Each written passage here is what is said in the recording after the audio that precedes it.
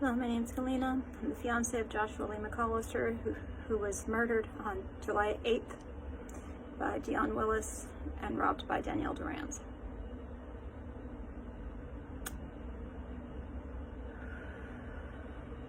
I want to talk a little bit about racism and the stalking that we were undergoing in Mendocino County. You know, when I got into a relationship with Josh, it was like so refreshing, so incredibly refreshing. I worked in Romani rights for many years, and that was a real major part of my identity up until I found out my father was a serial killer, and then I just threw myself into that so wholeheartedly that I pretty much gave up all the things that I really loved. And Roma rights was one of them. I am a quarter Roma. My dad is half.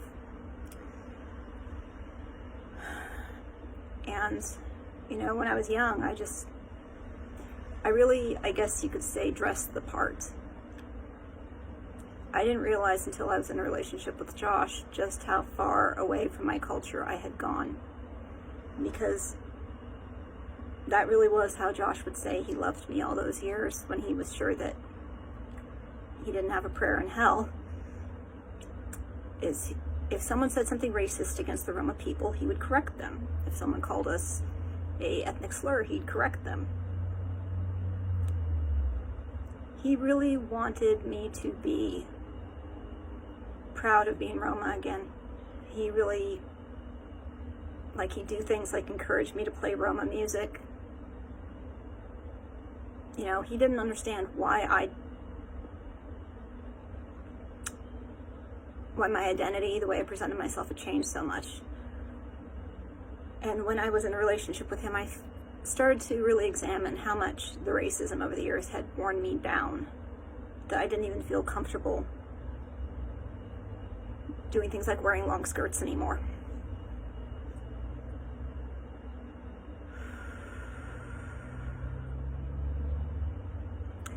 So I have soft racism things to talk about regarding the instigator, the enabler, and douchebag.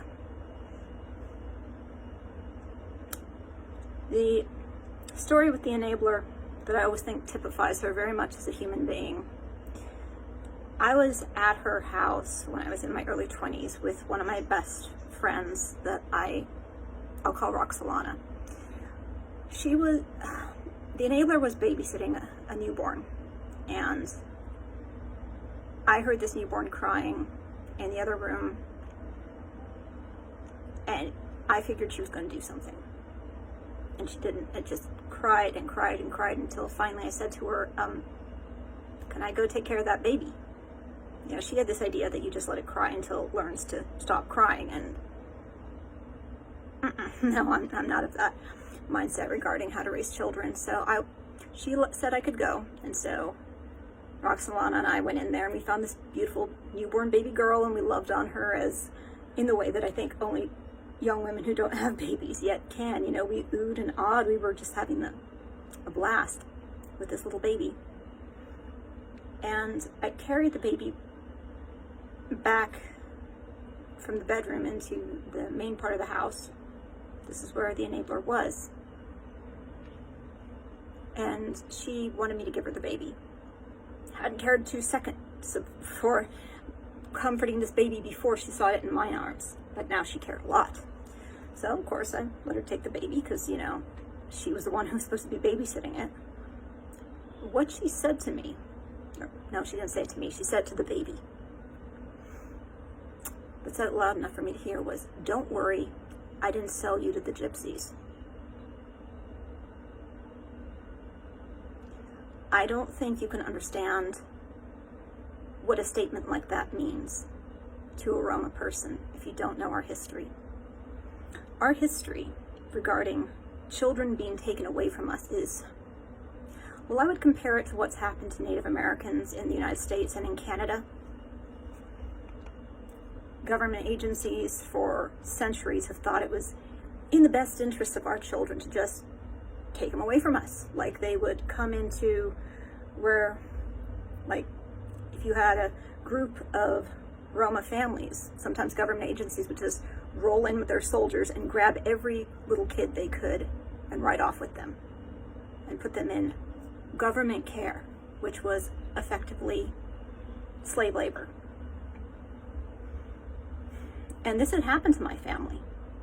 You know, we had had a lot of our babies taken.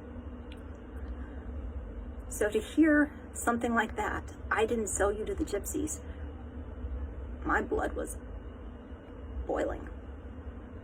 I think that any minority person with whose people have gone through that sort of thing, their blood would have been boiling. But mostly I remember just being so saddened that I wasn't even sure if this was a soft racism or hard racism, but I just remember thinking, wow, that's sad that she thinks it's okay to talk to Roma people like that. There were other comments that she made over the years against my people, but that's the main one that always stands out. Now, as for douchebag, I thought he was different. I thought that he was actually very not racist. Until I took him to a Roma festival one time, again in my 20s. I've always wanted a big family. Always, always, always. I can't quote him because this was over 20 years ago, but when we were talking at this Romani festival, he made some comment to the effect of the reason that I wanted so many children was basically because that's what Roma women do. We have a lot of babies. And no, I wanted a big family because I, Galina, the individual, the human being, wanted a lot of children. It's not because Roma women just pop out babies and that's all we know how to do. As for the instigator, there are quite a few comments that he's made over the years, but the one that always stands out to me is I said, actually, I think there's a lot less racism in the United States now than back when I was in college. I think it's a lot better. You know, a lot of people know nowadays that we are an actual ethnic group, that we are a diaspora people of Indian origin that has been subjected again and again and again to genocide and slavery. Like my family, you go back far enough in our heritage, and that's what we were. We were slaves that escaped from Romania and went west. And, you know, I think I'm definitely in a position to say if there's more or less racism than there was 20 years ago in the United States regarding my people. He's not Roma. He started actually yelling at me about this, that I couldn't make comments like this. Yeah, I can. Yeah, I can. Yes, I can. Non-Roma person who is not in a position to experience that racism. Yes, I can. This just, soft racisms wear you down. They just do. And that was one of the things I loved about being with Josh, is like, he not only wasn't racist against my people, he really wanted me to express that side of myself again, to feel safe expressing that side of myself again. And it wasn't just about anti-Roma racism, it was also about anti-Semitism, because the instigator is not an anti-Semite. He's not. However, the enabler and douchebag and Mrs. Forrest and her family, apparently they all have an anti-Semitism problem, because when all this stalking was happening, this was something that got asked repeatedly. Is Galina really Jewish? She's lying about it, isn't she? This was used to discredit me, the fact that I say I'm a Jew, that I'm a rabbi. And the way that the instigator actually stood up for me, I've heard, is that he mentioned that, oh, yes, there's whole branches of her family that stopped in World War II, you know. My murdered relatives got trotted out like prize piglets as proof of my Judaism. And this has happened to me a number of times in life. I think it happens to a lot of Jews. So I'm just going to say this to the non-Jewish population who have questions. I have never in my life encountered another Jew, and we're talking about being Jewish, and they've said to me something to the effect of, talk to me about your relatives who died in World War II. That's never happened. You will not find Jews actually doing that, because the Jews and Roma both, the majority of us, have some relative that was murdered in World War II, and it's not something that we like to talk about. It's not something that we will bring up or rehash. This is not our pedigree. I've never met another Jew that said to me, well, prove you're Jewish. What camp did your family get sent to? Never met a Roma person that said something like that either. Now, if I had decided to give my pedigree, these people wouldn't have known what the heck to do with it. If I had said, I'm a proud Kalderash woman, I'm a proud Ola woman, I'm a proud Ashkenazi woman, what would that have meant to them? I guarantee you they don't know what Kalderash, Ola, or Ashkenazi are.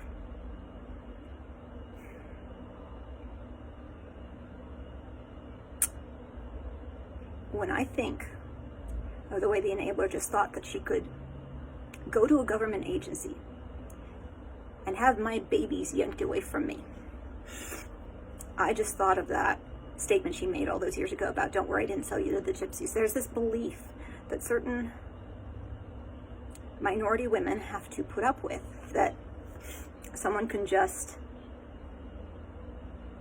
take your babies away, that this is just we don't feel things the same way other people do. You know, when I was a baby, my grandma used to panic about me because I had towhead blonde hair when I was a baby, and I had blue eyes, and she was panicked that I was going to get kidnapped, because that's what happens to Roma babies sometimes that look too white, essentially. That back in the day, the government agencies, they'd just say, okay, that little kid's white, we're taking it. This still happens in some places in the world. And there's just such a cultural hurt that has gotten carried. And I felt so incredibly fortunate to have found a man who not only truly loved me, as Josh did, but someone who was so dedicated to making me feel comfortable as a minority woman, to embrace my people the way he did. Josh never asked me to trot out my died relatives, my murdered relatives. Never, not once. Never said anything even remotely like that. And if someone had said it to me in front of him, there'd have been a problem.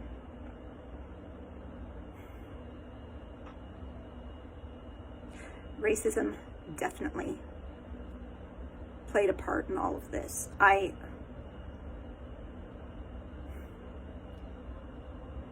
just don't know what these people, what's wrong with them, that I can say, I mean, everybody that went to school with me knows I'm Jewish. I didn't hide it. Sometimes I'd wear a yarmulke to school for holidays. I mean, my whole class of 1999, Fort Bragg, everybody knew I was a Jew. Everybody. And the fact that that got used against me because I'd never said that my family went to Dachau to these people. My family dying in Dachau does not mean that I'm a Jew. That's not what does it. And it really was showing your true colors, that when all this horrific stalking was happening to me, the fact that y'all were making anti-Semitic comments after me having to deal with anti-Roma comments from some of you. I don't even know what advice I'd say, go take an anti-racism class because you don't have the right to treat minorities like you did. I can't imagine ever, Josh, treating anyone like you treated me on this issue. Never in 1,000 years. Never. Never.